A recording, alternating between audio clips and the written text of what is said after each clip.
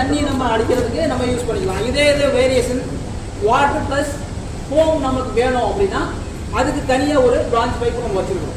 அது என்ன branch pipe கேட்டீங்கன்னா ஃபோம் மேக்கிங் பிரான்ச் பைப். என்ன branch pipe? Foam making branch pipe.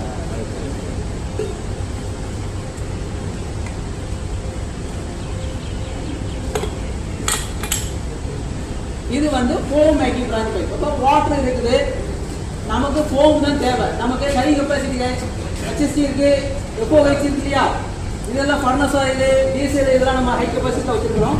So அந்த மாதிரி டயத்தில் நமக்கு ஃபோம் அதிகப்படியாக தேவைப்படுது அப்படின்னா இந்த ஃபோம் மேக்கிங் பிரான்ச் பைப்பை நம்ம யூஸ் பண்ணிக்கலாம். இது வாட்டர் ஆட்டோமேட்டிக்காக வரும். இது வந்து வாட்டர் ஆன் ஆஃபுக்கு ஒரு சுவிட்ச் இருக்கும். சரியா? இது ஆஃப், இதில் எழுதி வச்சிருப்போம் வாட்டர் ஆன் ஆஃப்னு சொல்லி எழுதிருப்போம். ஆன் பண்ணிக்கலாம். இப்போ என்ன ஆகும்? ஆட்டோமேட்டிக்காக வாட்டர் வர ஆரம்பிச்சிடும். அதுக்கு அடுத்து இது ஒரு பிக்கப் டியூப்.